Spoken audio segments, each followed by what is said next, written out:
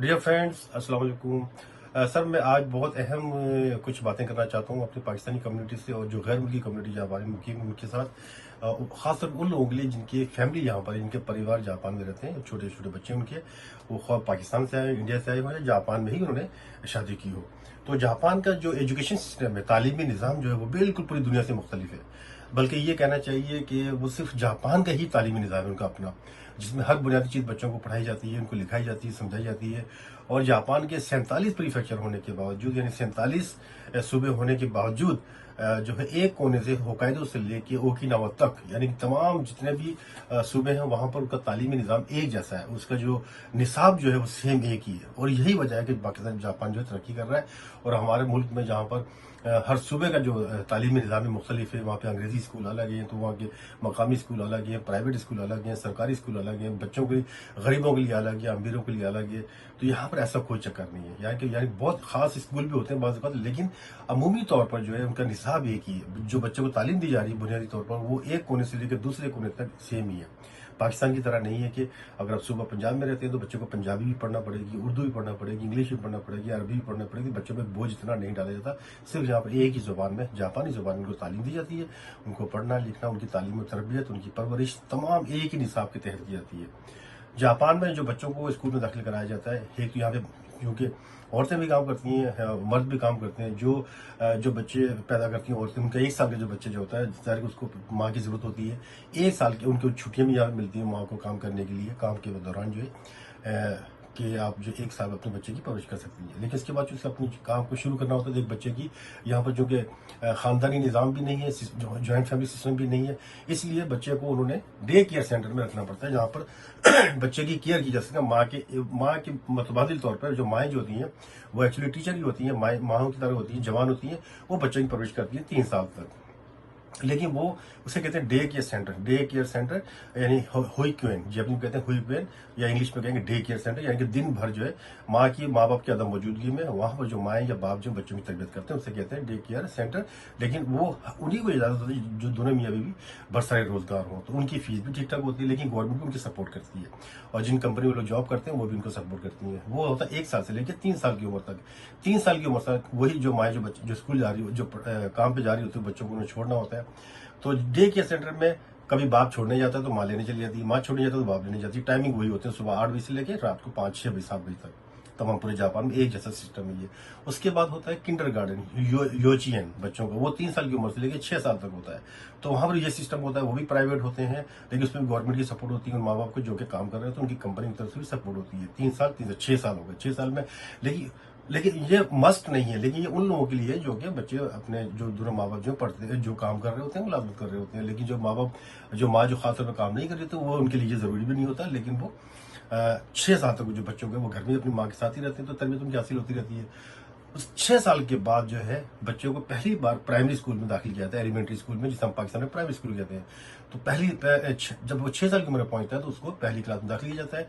और यहाँ पर जो प्राइमरी स्कूल होता है वो हमारे पाकिस्तान में 5 साल का होता है, या 5वीं तक होता है। यहाँ पर 6ठी तक होता है, यानी कि 6 साल बच्चों को स्कूल में, प्राइमरी स्कूल में पढ़ाया जाता है। और 6 साल की उम्र तक जो है, यानी कि 12 साल की, 6 साल वहां पढ़ा के 12 साल की उम्र में वो वहां से फारिग होता है, ग्रेजुएशन करता है। उसको कहते हैं शोगाकू, प्राइमरी स्कूल समझ लें या एलिमेंट्री स्कूल समझ लें। पाकिस्तान की लिहाज से अगर देखा जाए तो हाई स्कूल की पहली क्लास है, यानी कि मिडिल स्कूल की पहली क्लास है। लेकिन जापान में उसको शोगाकू, यानी कि एलिमेंट्री स्कूल या प्राइमरी स्कूल कहते हैं। जब 12 साल का बच्चा होता है, फिर वहां से फारिग होता है, फिर वो मिडिल स्कूल में आता है। मिडिल स्कूल कहते हैं जापानी में चूगाको की 3 साल की तालीम होती है, 13 साल की उम्र से लेकर 16 साल की उम्र तक।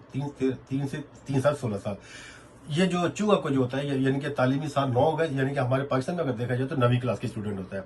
उसके बाद यहाँ पर हाई स्कूल कहलाता है खो कहते हैं हाई स्कूल को। जब खो के 3 साल होते हैं, यानी कि 17 साल, अपना 6 6 3 9 6 और 3 12 12 3 15 16 साल से लेके 18 19 साल तक होता है खो, यानी कि हाई स्कूल। वो ये हाई स्कूल ही समझ लेंगे, हमारे पाकिस्तान के एफए है, जैसे कॉलेज के एफए होता है। यानी कि तालीमी साल 12 साल हो गया, तो यानी कि पाकिस्तान में एफए होता है। 6 साल की उम्र से लेकर 12 साल 18 साल की उम्र में बच्चा खो की तालीम से फारिग हो जाता है। लोग जापान में जो है जो खो खो की तालीम हासिल करने के बाद यानी एफए करने के बाद भी वो अपने बरसरी रोजगार भी लेते हैं, या कोई अपना सैमोन टेक्निकल स्कूल वगैरह में जाके कोई आला टेक्निकल जो तालीम होती है वो हासिल करते हैं, डॉक्टर बनते हैं, इंजीनियर बनते हैं, या कोई दूसरी तालीम हासिल करते हैं। लेकिन उसके बाद कॉलेज भी होते हैं यहाँ पर, और जो है अपना यूनिवर्सिटीज भी होती हैं। यूनिवर्सिटीज को कहते हैं दाइगाक। दाइगाक भी उसके बाद यानी खो खो करने के बाद दाइगाक 2 साल का भी होता है, 4 साल का भी होता है। 2 साल का भी होता है, 4 साल, यानी एमए करने के लिए 12 और 4 16 साल चाहिए थे, जिस तरह पाकिस्तान में होते हैं। जब बच्चा जापान में एमए करता है तो वो 22 साल की उम्र हो चुकी है, उसके बाद से वो बरसरी रोजगार होता है। अब ये बता दूं, जो बच्चे जो यहाँ पर अपने माँ बाप के साथ आए हुए हैं दूसरे ममालिक से, पाकिस्तान से, इंडोनेशिया से, इंडिया से, कहीं से भी आए हुए हैं, उनके दोनों मियाँ भी पाकिस्तानी हैं या गैर मुल्की हैं, तो वो जापान में रहते हैं। तो आते ही उनका पहले इंतराज किया जाता है सिटी ऑफिस में। तो सिटी ऑफिस में जब बच्चों का इंतराज किया जाता है तो उनको मालूम हो जाता है कि ये बच्चा कितने साल का है, तो उसके मुताबिक, और जैसे बच्चे जापान में पैदा हो रहे हैं तो गुजारे के आपने उसका बर्थ सर्टिफिकेट बनाना होता है, इंतराज कराना होता है सिटी ऑफिस में। तो रिकॉर्ड उनके पास चला आ रहा, तो हर साल अपने रिकॉर्ड चेक करते हैं इस साल इस शहर में जो है कितने बच्चे पैदा हुए थे, और वो इस साल जो है जो 6 साल की उम्र में कितने बच्चे पहुंचने वाले हैं। तो यहाँ का सिटी ऑफिस जो है डिसाइड करता है कि इन बच्चों को प्राइमरी स्कूल में जो है कहाँ पर भेजा जाए, कौन सी प्राइमरी स्कूल में भेजा जाए। अमूमन ज्यादातर जो जापान में जो प्राइमरी स्कूल होते हैं उनके बच्चों को वहीं पर भेजा जाए जो उनके घर के करीब तरीन जो स्कूल होते हैं। वो उसके अलावा दूसरे शहर के जो उनको फिक्स किए होते हैं स्कूल, उसके अलावा वो अपनी मर्जी से नहीं जा सकते जब तक कि खास वजह ना हो। लेकिन जो प्राइमरी स्कूल के जो बच्चे होते हैं उनके लिए बड़ा सिस्टम प्यारा है। उनके लिए कोई यूनिफॉर्म नहीं होता, सिर्फ उनकी एक कैप होती है, जिससे पता चलता है कि बच्चा जो है प्राइमरी स्कूल का। और एक गली के नुक्कड़ में खड़े होकर उनके वालिदैन जो बच्चों को इकट्ठा करते हैं, फिर वहां से बच्चे पैदल जाते हैं। उनकी इजाजत नहीं है कि माँ बाप उनको छोड़कर आए, या वो वहां से साइकिल पर जाएं या गाड़ी के जरिए जाएं अपने माँ बाप के साथ, लेकिन उनको पैदल अपने ग्रुप के जरिए ग्रुप की शक्ल में जाना पड़ता है। तो ये जापान सिस्टम है। जापान में पहला जो होता है डे केयर यानी होइकुएन, उसके बाद किंडरगार्टन यानी कि योचियन, उसके बाद शोगाको यानी कि प्राइमरी स्कूल, फिर मिडिल स्कूल यानी कि चुगाको, उसके बाद खोको यानी कि हाई स्कूल, फिर उसके बाद दाइगाक यानी कि यूनिवर्सिटी। तो ये 16 साल जापान में तालीम के होते हैं, पाकिस्तान की तरह होते हैं। लेकिन इसमें जो खास बात जो मैंने बताई कि एक कोने से लेकर दूसरे कोने तक सबका तालीमी निज़ाम सेम होता है, ताकि आप जापान किसी बच्चे से मालूम करें तो उसके सवाल का जवाब वही होगा जो कि एक दूसरे कोने के सूबे के बच्चे का जवाब होगा।